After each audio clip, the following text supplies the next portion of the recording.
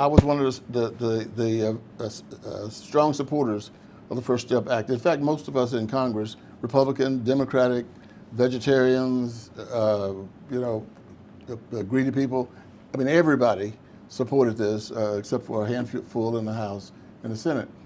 But we wanted to try to deal with recidivism.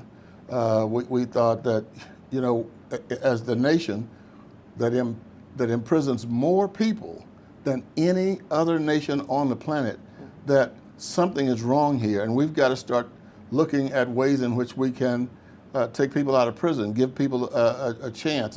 This is a first step to trying to get people back in society. And I still support that. If it came to a vote next week, I'd vote for it again. However, I'm not sure at all that I can put Mr. Courtney in the category of somebody who should benefit from the First Step Act.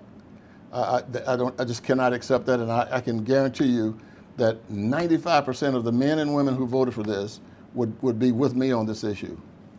Do you consider him a violent criminal? And I think that's where the nuance is. He's tampering with drugs, he's adulterating drugs. They're not your traditional violent crimes. Sometimes I think we have to re-examine the whole word violent. And the reason I'm saying that is violence can come in more ways than shooting somebody or stabbing somebody. I think we did not have many examples in the United States of somebody really doing damage to people through prescription medicines. And so it probably gave the prosecutors some chest pains. It's like, oh my goodness, what do we actually charge him with? And I think the charges were in his favor.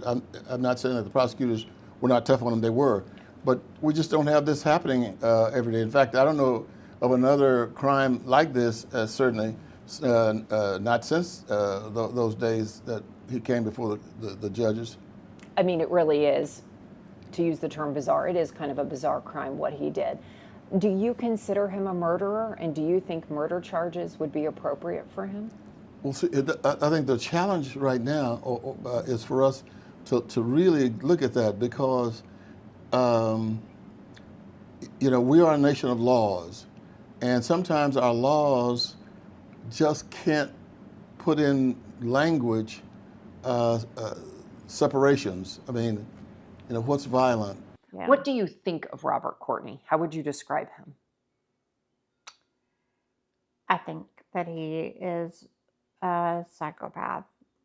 I do. I mean, I think he's evil. I don't know. He's just a very hot. I don't